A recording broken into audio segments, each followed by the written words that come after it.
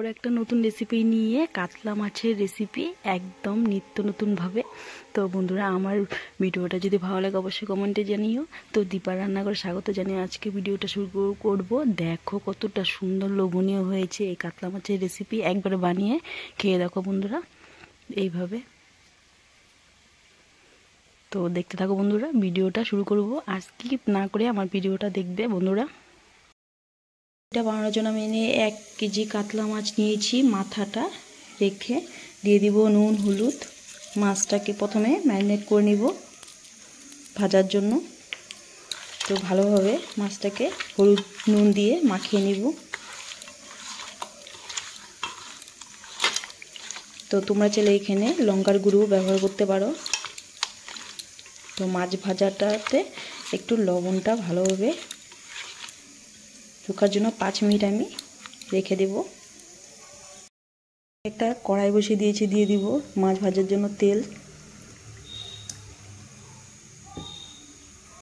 Minute হয়ে গেছে মাছে হলুদ নুন মাখিয়ে রাখা। তো আমি একে একে করে ভেজে নেব। দিয়ে দিব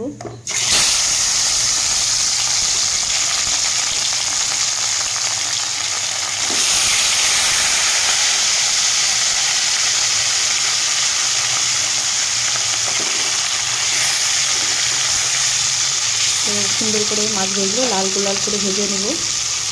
মাছ ভাজা হতে হতে আমি একটা মশলা বানিয়ে নিব। এখানে আমি নিয়েছি পেঁয়াজ, পাকা লঙ্কা, টমেটো, আদা, একটা পেস্ট তৈরি করে নেব।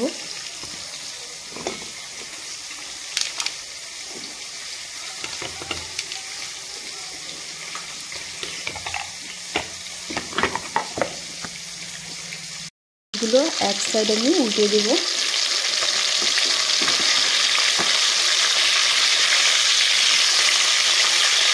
তো দেখো এক সাইড লাল লাল করে ভাজা হয়ে গেছে। তো হালকা হাতে আমি উল্টে দেব মাছগুলোকে।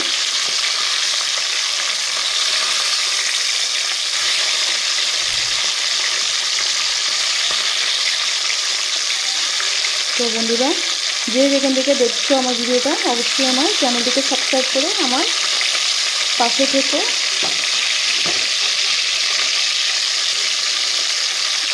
আর আমার ভিডিওটা যদি ভালো লাগে অবশ্যই কমেন্টে জানিও রেসিপিটা। তো একদম হালকা হাতে উল্টে দিতে হবে যাতে ভেঙে না যায়।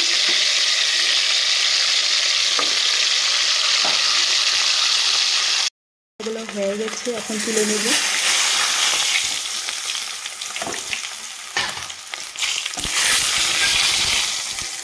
খুব সুন্দর করে মাছ ভাজাগুলো হয়ে গেছে।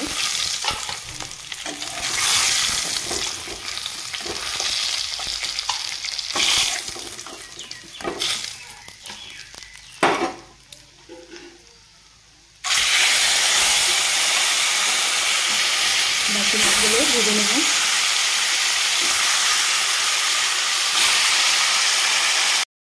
সবগুলো মাছ ভেজে তুলে রেখেছি। এখন কড়াই বসিয়ে দিয়েছি। কড়াইটাতে দিয়ে দিব তেল।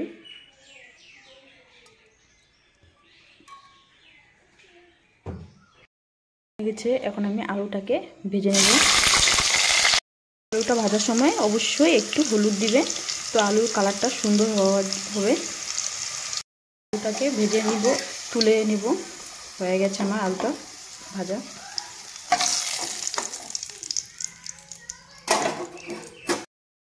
গোটা এলাচ, দারচিনি, আর দিয়ে দিব 2টো তেজপাতা আর কালো জিরে রাখা মশলা।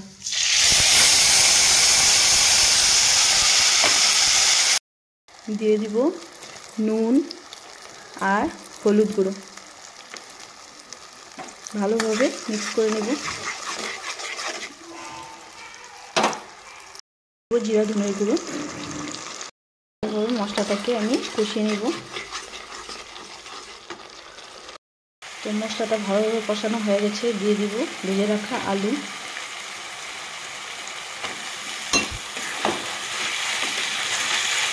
দেখো কতটা সুন্দর হয়েছে। মশলার সাথে আমি আলুটাকে একটু 5 মিনিটের মতো কষিয়ে নেব।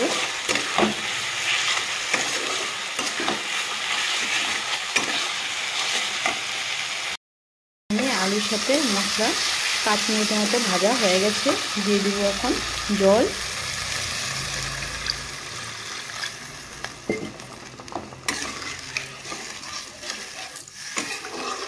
তো ঝোলটা ফুটলেই আমি দিয়ে দিব মাছ ভেজে রাখা।